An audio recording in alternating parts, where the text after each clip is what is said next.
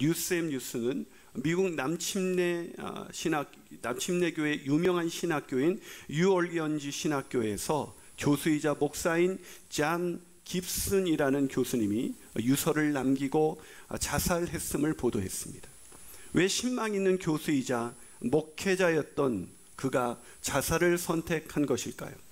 그것은 그의 이름이 당시 애슐리 메디슨이라는 불륜 사이트에 가입한 사실이 드러났기 때문이었습니다.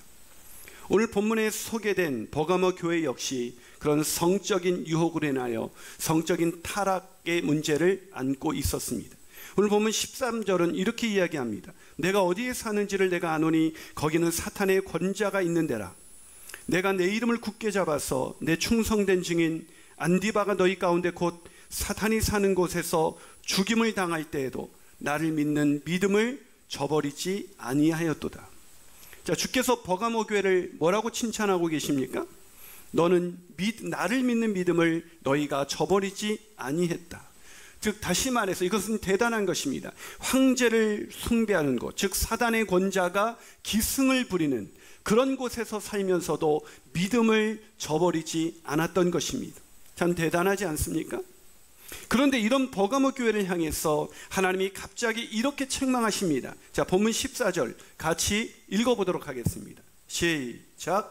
그러나 내게 두어 가지 책망할 것이 있나니 거기 내게 발람의 교훈을 지키는 자들이 있도다. 발람이 발락을 가리켜 이스라엘 자손 앞에 걸림돌을 놓아 우상의 제물을 먹게 하였고 또 행음하게 하였느니라. 자, 발람의 교훈을 지켰다.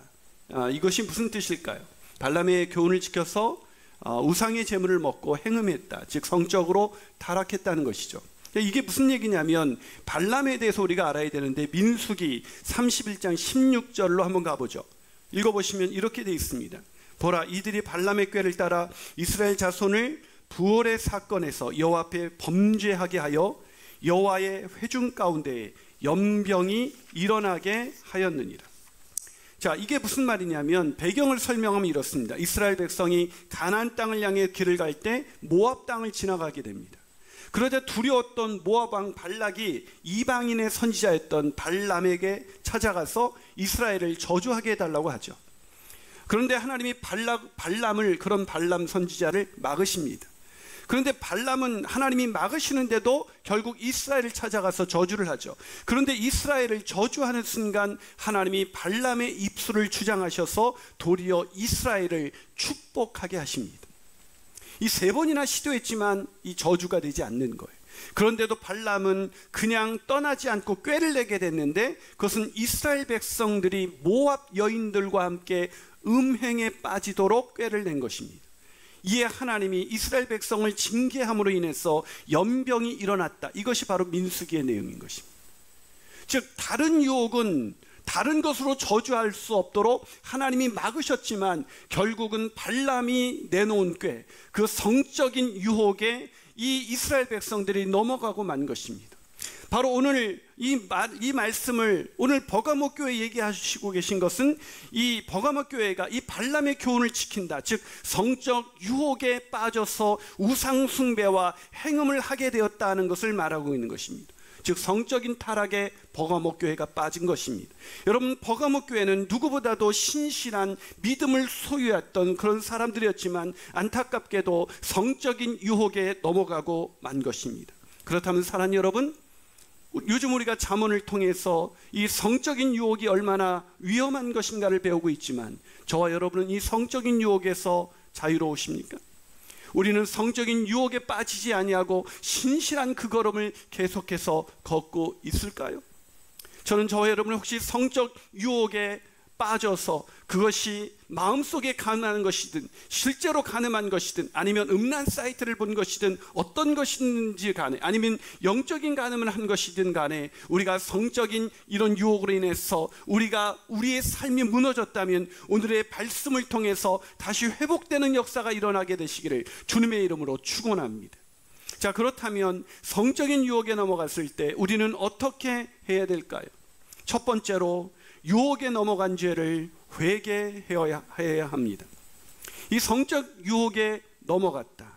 이거에 대한 회복의 은혜를 경험한 사람이 있습니다. 바로 고든 맥도날드라는 아주 유명한 작가이자 목회자입니다. 이분이 무너진 세계를 재건하라라는 책에서 이렇게 말합니다. 성적인 타락은 영적인 회개가 먼저이어야 합니다. 하나님 앞에 지은 죄라는 것이죠. 자, 오늘 본문 14절부터 16절까지 한번 읽어보도록 하겠습니다. 자, 시작.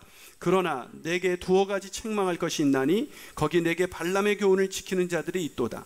발람이 발락을 가르쳐 이스라엘 자손 앞에 걸림돌을 놓아 우상의 제물을 먹게 하였고 또 행음하게 하였느니라. 이와 같이 내게도 니골라 당의 교훈을 지키는 자들이 있도다. 그러므로 회개하라. 그렇지 아니하면 내가 내게 가서 내 입의 검으로 그들과 싸우리라. 어떻게 하겠다? 어떻게 하라고요?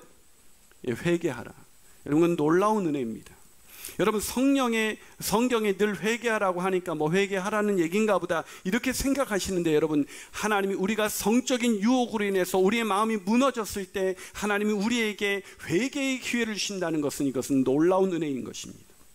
여러분, 만약에 우리 삶 가운데 우리의 배우자가 성적인 유혹에 빠졌다면 우리는 그 사람에게 다시 회개하면 기회를 줄 수 있는 그런 마음을 가질 수가 있을까요? 쉽지가 않습니다. 여러분, 만약에 그런 상황이 벌어지면 어떻게 합니까? 여러분, 잠언서 6장 32절에서 35절은 이렇게 기록되어 있습니다. 여인과 가늠하는 자는 무지한 자라.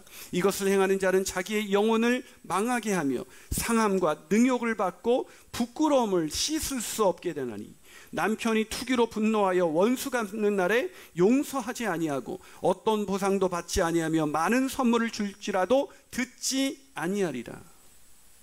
자, 이 얘기가 무슨 말입니까? 어떤 것으로도 용서받을 수 없는 죄가 바로 성적인 유혹에 넘어간 죄라는 것입니다. 그런데 어떤 선물을 줘도 그 남편이 그를 용서하지 않을 것이다. 이것이 우리가 갖고 있는 이 성적인 죄에 대한 우리의 반응입니다. 그런데 우리보다도 거룩하신 하나님, 성적인 그 간음, 그 음행을 도저히 용납하실 수 없는 그 하나님께서 오늘 버가모 교회를 향해서 뭐라고 말하고 있습니까? 16절 보세요. 그러므로 회개하라. 그리하지 아니하면 내가 내게 속히 가서 내 입의 검으로 그들과 싸우리라.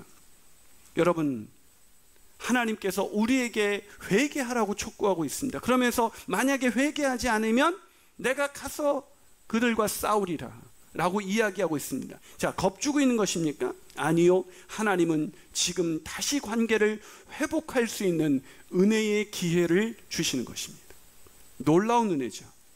여러분, 하나님은 지금 버가모 교회에게 뭐라고 말하고 있는 거냐면, 내가 씻을 수 없는 죄, 아까 잠언은 씻을 수 없는 죄라고 그랬습니다. 그런데 그 죄를 씻기 위하여 내가 회개하라고 너에게 지금 요청하고 있다라고 간절히 말하고 있는 것입니다. 여러분, 성적인 타락, 이것은 죄로 무너진 우리들도 도저히 용납할 수 없는 그런 죄임에도 불구하고 하나님은 어떻게 우리를 씻을 수 있다라고 말씀하고 계시는 것일까요? 그것은 바로 예수 그리스도께서 우리를 위하여 그 성적인 다른 죄는 물론 그 성적인 죄까지도 우리를 위하여 십자가에서 대신해서 죽으시고 사흘 만에 다시 부활하셨기 때문입니다. 그래서 이 돈, 섹스, 그리고 권력이라는 책에서 이 존 파이퍼는 이렇게 얘기합니다. 돈과 성과 권력은 하나님께서 예수 그리스도를 통해 주신 구속을 통하여 하나님을 영화롭게 하는 지위로 다시 회복될 것이라는 사실입니다. 즉, 예수 그리스도를 통해서 성적인 타락, 돈은 물론이고 권력은 물론이고 성적인 타락에 빠졌던 우리가 다시 회복될 수 있다는 것입니다. 아멘이십니까? 그런데 한 가지 분명한 조건이 있습니다. 회개해야 합니다. 하지만 안타깝게도 성적인 유혹에 빠졌을 때 대부분의 사람들은 회개의 기회를 선택하기보다는 회복할 수 없는 죄책감에 시달려 그저 자신의 마음을 잘못된 방향으로 이끌어갑니다. 숨기거나 아니면 지나친 죄책감에 빠져서 회개하지 못하거나, 여러분, 다시 회복할 수 있을 거라고 생각하지 못하는 것이죠. 서두에서 말씀드린 뉴올리언즈 신학교의 교수이자 목사인 존 깁슨처럼 말이죠. 그는 그의 부인이 불륜 사이트에 가입한 사실이 드러나서 죽음을 선택한 그 남편을 바라보면서 안타까운 심정으로 이렇게 말했습니다. 그는 불륜 사이트에 그 이름이 있음을 고백하며 우울증으로 인한 고통과 매우 미안하다고 말했다. 그는 그의 인생의 대부분을 다른 사람들에게 은혜와 자비와 용서를 베푸는데 전력했지만 자신에게는 그렇지 못했습니다. 그렇습니다. 잔 깁슨은 누구보다도 깨끗하게 살고 싶었을 것입니다. 그러나 유혹에 넘어가 그렇게 무너졌을 때, 그래서 그의 이름이 불륜 사이트에 기록된 것을 발견했을 때, 그는 그 죄가 씻을 수 없는 죄라고 생각하여 결국 극단적인 자살을 선택하고 만 것입니다. 그는 신학생들에게, 아니 수많은 사람들에게 복음을 선포했지만 그 복음이 주는 놀라우신 은혜, 누구든지 회개하기만 하면 다시 회복시키시는 그 놀라우신 하나님의 은혜를 경험하지 못한 것입니다. 믿지 못한 것입니다. 사랑하는 성도 여러분, 성적 유혹에 넘어가지 않은 저와 여러분이 되시기를 바랍니다. 그러나 성적인 유혹에 혹시 순간의 실수로 넘어졌다면 다시 철저히 회개하고 돌이키시는 저와 여러분이 되시기를 주님의 이름으로 축원합니다. 한 발 더 나가서 성적인 유혹에 빠졌을 때 우리는 어떻게 해야 할까요? 유혹에 장사가 없음을 깨닫고 늘 깨어 있어야 합니다. 이 성적인 유혹에 넘어갔을 때 가장 중요한 것은 돌이키는 것, 즉 회개라고 말씀드렸습니다. 그러나 돌이켰다고 해서 모든 것이 끝나는 것은 아닙니다. 돌이켰지만 또다시 성적인 유혹에 빠지는 사람이 한둘이 아니기 때문입니다.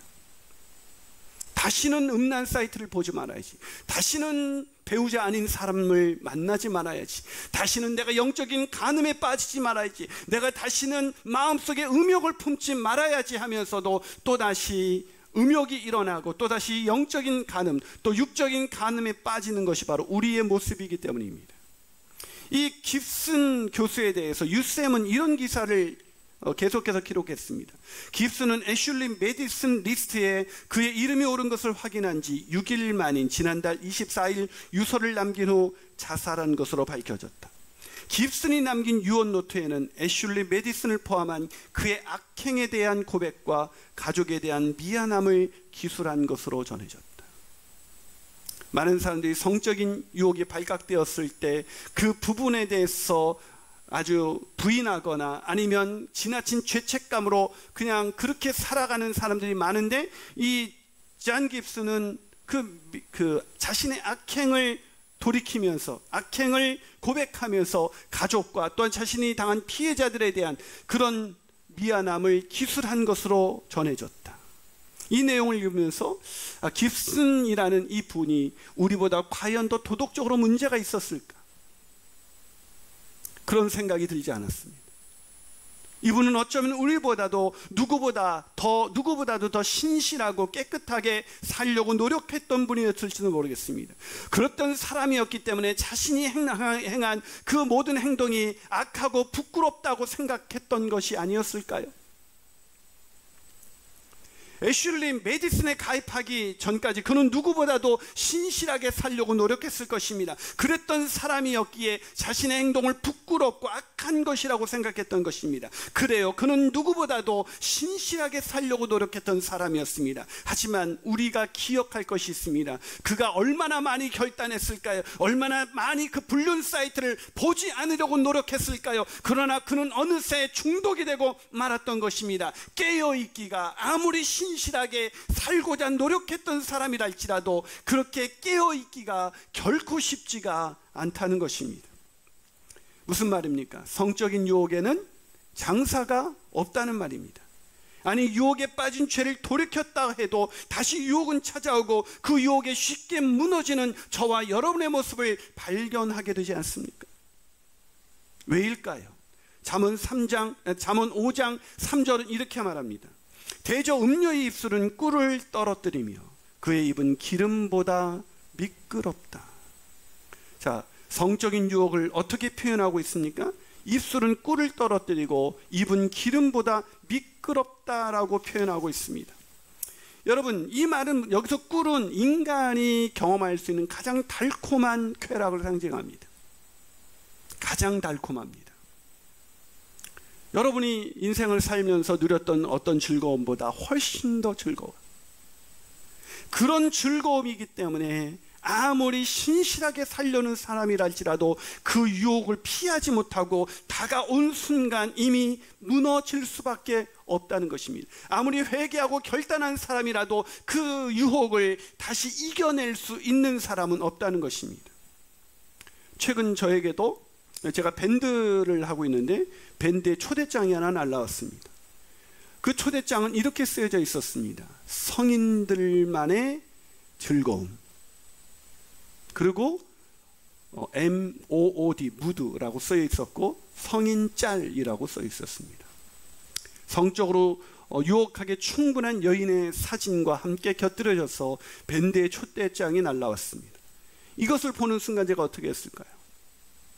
봤다고요? 너무 그렇게 저를 몰아가지 마시기 바랍니다. 제가 그걸 보는 순간 삭제해야겠다는 생각이 들었습니다. 분명히 그런 생각을 했습니다. 근데 제가 일주일간 삭제하지 않았습니다. 또 저를 못 보듯이 하시네요. 일주일간 삭제하지 않으면서 제가 치열한 내면의 싸움을 하고 있었어요.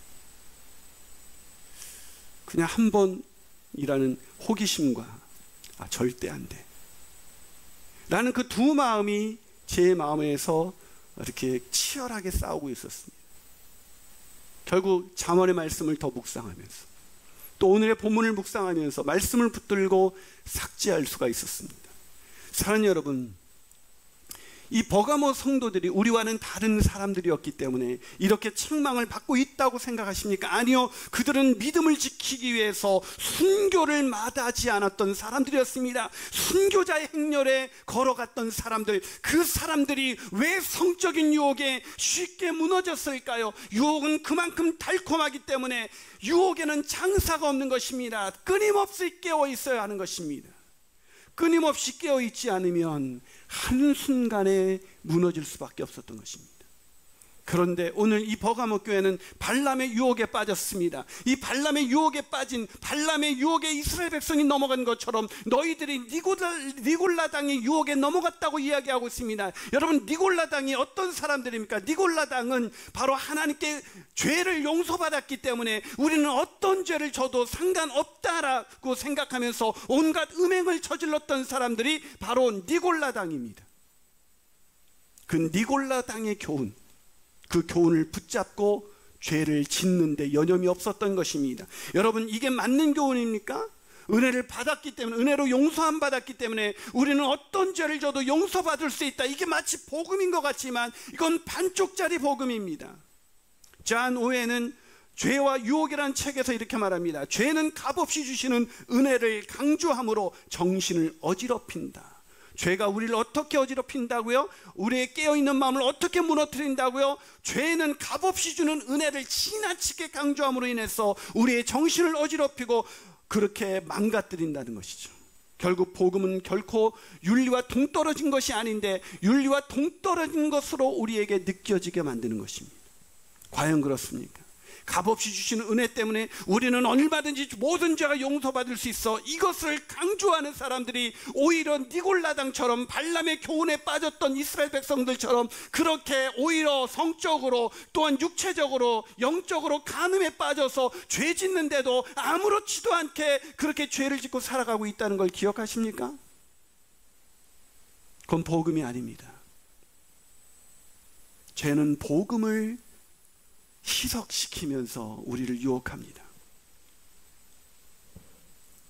여러분, 로마서 6장 1절과 2절은 뭐라고 말하고 있습니까? 그런즉 우리가 무슨 말을 하리요? 은혜를 더하게 하려고 죄에 거하겠느냐? 그럴 수 없느니라. 죄에 대하여 죽은 우리가 어찌 그 가운데 더 살 수 있겠느냐라고 묻고 있습니다.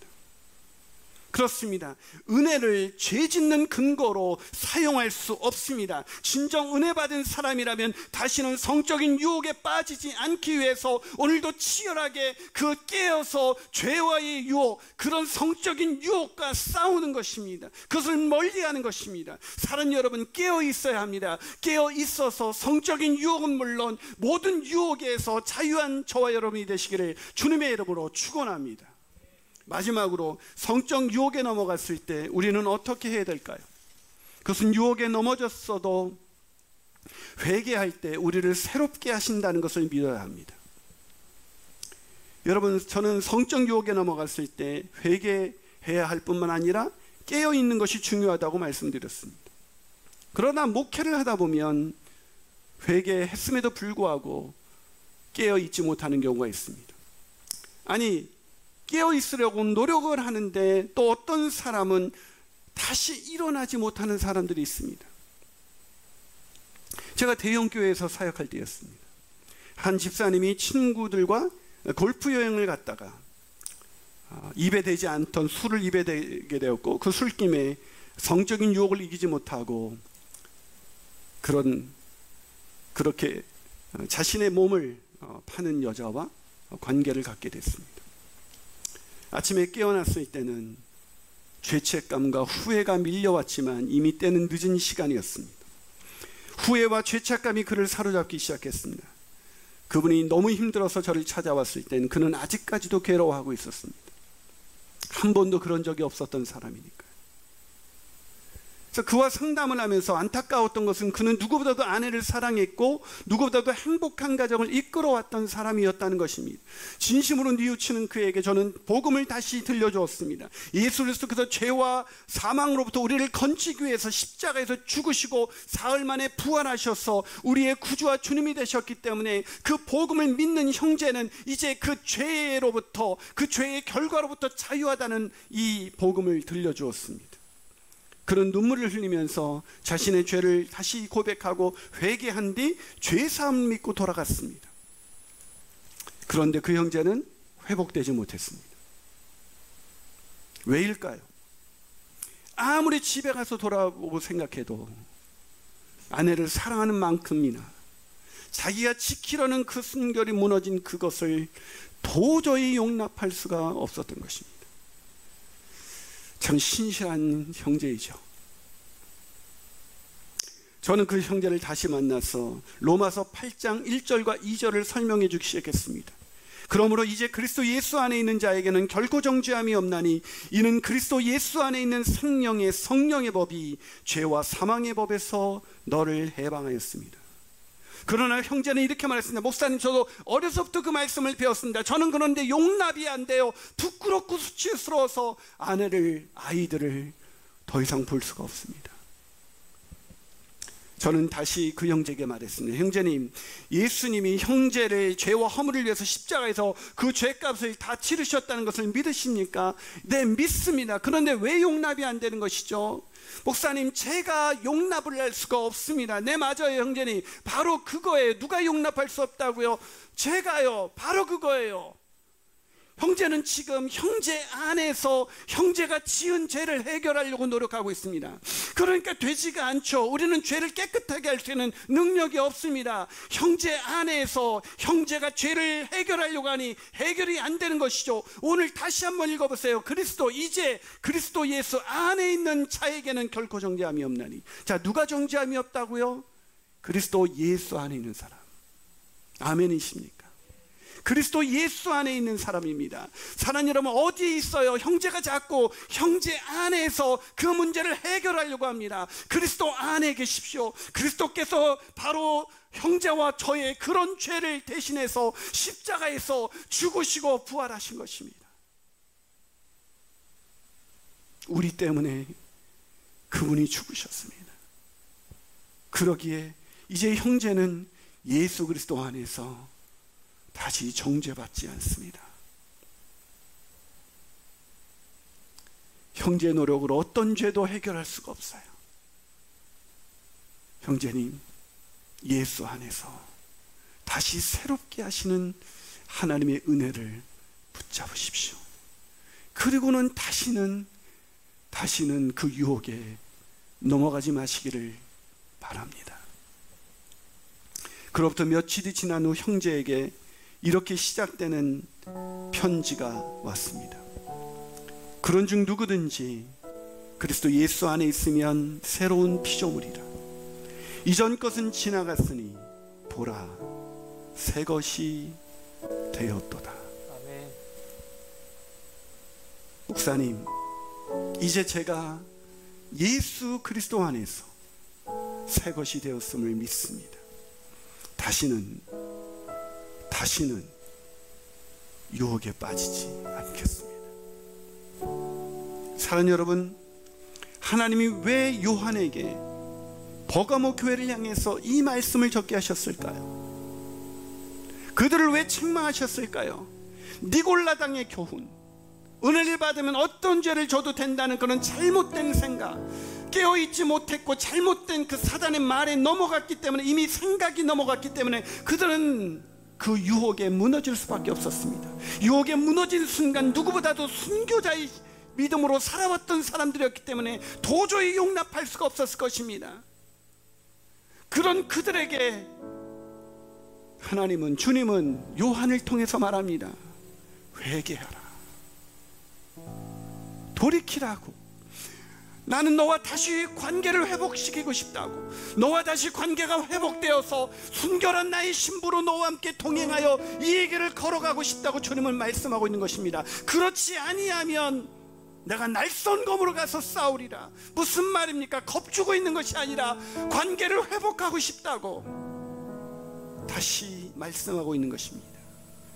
그리고 주님은 본문 17절을 통해서 요한을 통해 이렇게 말씀하십니다. 귀 있는 자는 성령이 교회들에게 하시는 말씀을 들을지어다. 이기는 그에게는 내가 감추었던 만나를 주고 또 흰 돌을 줄 터인데 그 돌 위에 새 이름을 기록한 것이 있나니 받는 자 밖에는 그 이름을 알 사람이 없느니라. 이 말씀을 듣고 회개하는 자에게 무엇을 주신다고요? 만나와 새 이름이 새겨진 흰 돌을 주신다. 무슨 말입니까? 새롭게 하신다는 얘기입니다. 사랑하는 여러분, 이 놀라운 은혜를 깨닫고 계십니까? 그렇다면 성적인 유혹을 비롯해 여러 가지 유혹에 빠져서 죄책감에 짓눌린 인생이 아니라 그리스도 예수 안에서 새로운 피조물로 살아가시는 저와 여러분이 되시기를 주님의 이름으로 축원합니다.